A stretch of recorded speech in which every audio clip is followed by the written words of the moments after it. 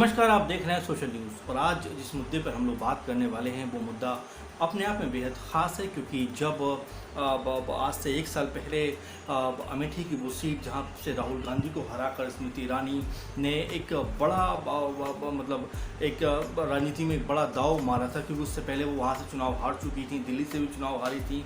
और ये कहा जा रहा था कि वो राहुल गांधी को अमेठी से नहीं हरा सकती, क्योंकि उनका बड़ा वर्चस्व है वहाँ पर। लेकिन जिस तरह से उन्होंने राहुल गांधी को मात दी, उसने हर किसी को हैरान कर दिया। लेकिन दरअसल इसके अलग मुद्दे पे हम आज बात करने वाले हैं, क्योंकि जो पोस्टर आप स्क्रीन पर देख रहे हैं उसमें ये लिखा हुआ है कि 1 साल में सिर्फ 2 घंटे के लिए या 2 दिन के लिए जो स्मृति ईरानी है वहाँ पर पहुँची हैं। यानी कि देखिए, साल भर में उनकी अगर उपस्थिति की बात की जाए तो वो ना के बराबर नज़र आती है। क्योंकि देखिए, जनता ने आपको चुना है, जनता ने आपको संसद में भेजा इसलिए कि आप उनकी परेशानियों को कहीं ना कहीं संसद में रख सके। लेकिन जब आप उस इलाके से जीतते हैं और जीतने के बाद जब आप उस तरफ नहीं पलटते, तो ये राजनीति का सबसे ख़राब चेहरा हो सकता है। क्योंकि लोग आप में अपनी समस्याओं को वहाँ पर रखता हुआ देखना चाहते हैं, लेकिन आप वहाँ पहुँचना ही नहीं चाहते। अब देखें, जिसने 3-4 महीने से लगातार देश एक विकट दौर से गुजर रहा है, तमाम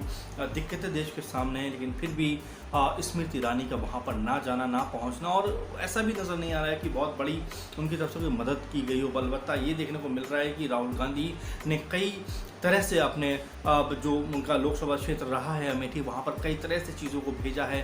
चाहे वो गेहूं की बात करें और सैनिटाइज की बात करें और सामान की बात करें, राहुल गांधी ने अपने जो कार्यकर्ता हैं, कांग्रेस पार्टी के जो कार्यकर्ता, उनके ज़रिए ये सामान वहाँ पर भेजा है। तो कुल मिलाकर इस पूरे माहौल में, इस पूरे जो इस समय देश की स्थिति गुजर हो रही है, जो पूरा का पूरा एक तमाम लोग जुड़े हुए हैं कि लोगों तक किस तरह मदद पहुंचाई जाए।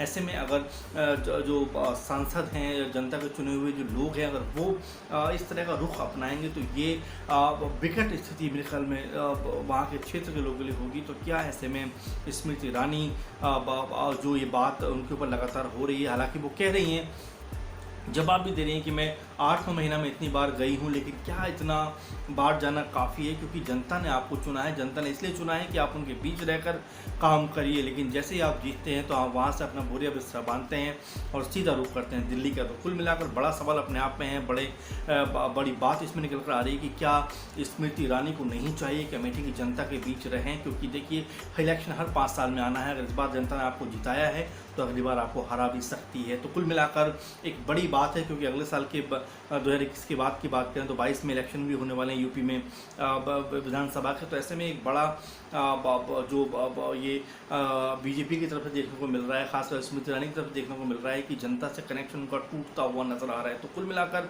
ये एक बड़ा सवाल है, बड़ी बात है कि स्मृति ईरानी इस पर क्या कहेंगे और बीजेपी इस पर क्या कहेगी, क्योंकि लगातार वो गिरती हुई नजर आ रही हैं। क्योंकि जिस तरह राहुल गांधी ने वहाँ पर अपनी उपस्थिति दर्ज कराई है, उसने कुल मिलाकर अब स्मृति ईरानी के ऊपर सवाल खड़े कर दिए। तो क्या है आपकी राय? आप भी हमें कमेंट बॉक्स में ज़रूर लिखकर बताइए। हमारे चैनल को सब्सक्राइब कीजिए और अपने मुद्दे बताइए कि किन मुद्दों पे हमें बात करनी चाहिए, किन मुद्दों को हमें उठाना चाहिए।